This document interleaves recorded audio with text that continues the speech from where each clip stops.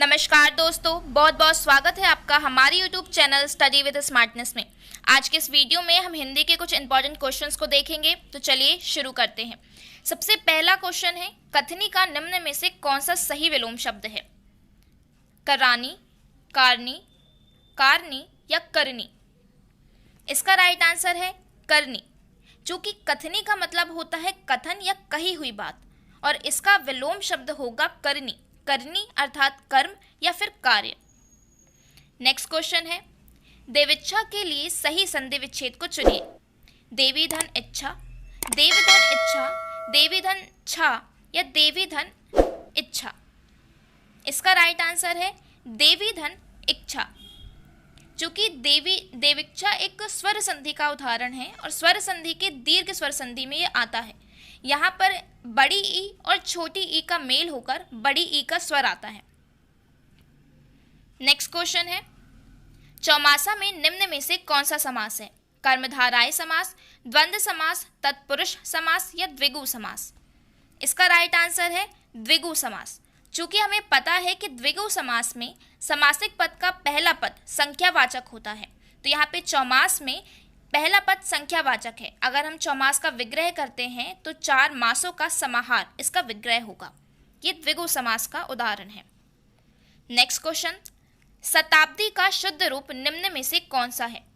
शताब्दी, शताब्दी, शताब्दी या शताब्दी? इसका राइट आंसर है शताब्दी, चूंकि शताब्दी होता है ना कि शताब्दी। यहाँ पे स और शा का फर्क है। नेक्स्ट क्वेश्चन, घोड़े के लिए सही पर्यायवाची वाले शब्दों की पंक्ति को चुनें। अश्व है बाजी, अश्वाहाय बाजी, अश्वाहाय तरंग, अश्वाहाय तुरंग? इसका राइट आंसर है अश्वाहाय बाजी, चूंकि पर्यायवाची शब्द वे होते हैं जो एक से ही अर्थों का बोध कराएं। तो यहाँ घोड़े को अश्वाहाय बाजी भी कहा जाता है।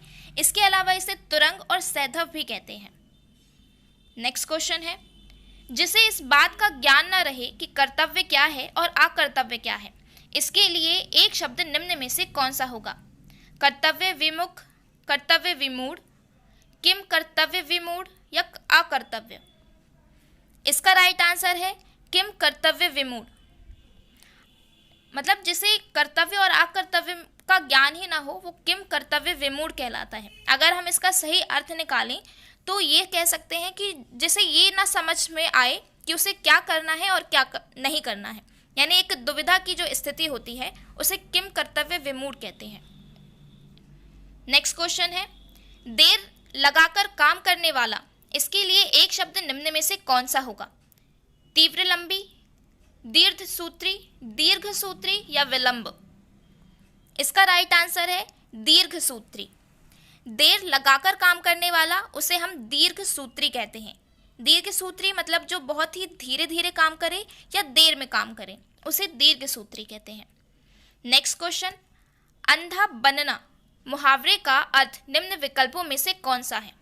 अंधा बनना, मृत्यु के अत्यंत करीब होना, जानबूझकर किसी बात पर ध्यान न देना, एक ही स्थान पर पड़े रहना या अनजाने में रहस्य समझ लेना? इसका राइट आंसर है जानबूझकर किसी बात पर ध्यान ना देना। अंधा बनना का अर्थ होता है कि जानबूझकर किसी भी बात पर ध्यान ना देना। नेक्स्ट क्वेश्चन, जंगल के लिए सही पर्यायवाची वाले शब्दों की पंक्ति को चुनें। कंतार अरण्य कनन, कंतर अरण्य कनन, वन अरण्य कानन या वन अरण्य कानन? इसका राइट आंसर है वन अरण्य कानन, चूंकि पर्यायवाची शब्द एक से अर्थों का बोध करा रहे हैं तो यहाँ पर जंगल इसे वन अरण्य और कानन कहते हैं। इसके अलावा इसे विपिन भी कहा जाता है। नेक्स्ट क्वेश्चन है, मनोकामना का शुद्ध रूप निम्न में से कौन सा है? मनः कामना, मनाह कामना, मनाह कामना या मनाह कामन? तो इसका राइट आंसर है मनः कामना। यहाँ पे मनोकामना को अगर शुद्ध रूप के रूप में देखें तो वह होगा मनः कामना। नेक्स्ट क्वेश्चन, रामानुज का समासिक विग्रह निम्न में से कौन सा है? एक नाम, रामनुज, राम का अनुज या राम की बहन? इसका राइट आंसर है राम का अनुज, रामानुज। यहाँ शब्द से ही पता चलेगा, जैसे हम इसका विग्रह करते हैं तो राम का अनुज। नेक्स्ट क्वेश्चन है, अनुच्छेद के लिए सही संधि विच्छेद को चुनें। अनुधन छेद, अनुधन अच्छेद, अनुधन छेद या अनुधन छेद। इसका राइट आंसर है अनुधन छेद।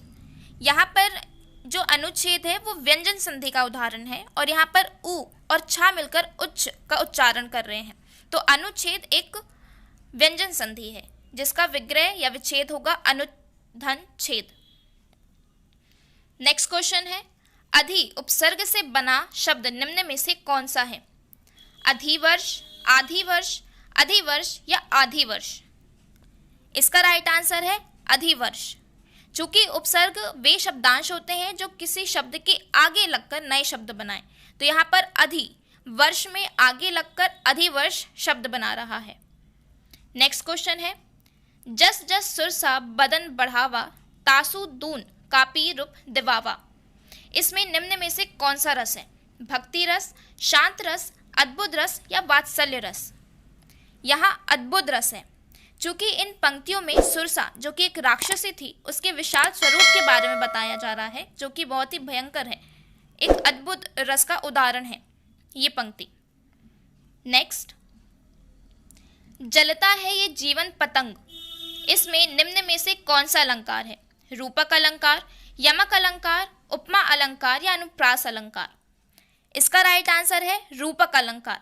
चूंकि रूपक अलंकार वो होता है जिसमें गुण को सामने रखने के लिए उपमेय और उपमान को एक कर दिया जाता है, मतलब इन्हें एक दूसरे पर आरोपित कर दिया जाता है।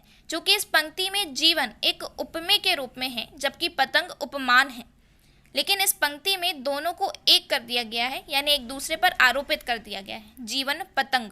तो ये रूपक अलंकार का उदाहरण है। तो ये थे आज के हमारे इंपॉर्टेंट हिंदी के क्वेश्चंस। देखने के लिए धन्यवाद। Thanks for watching study with smartness. Please like, share and subscribe.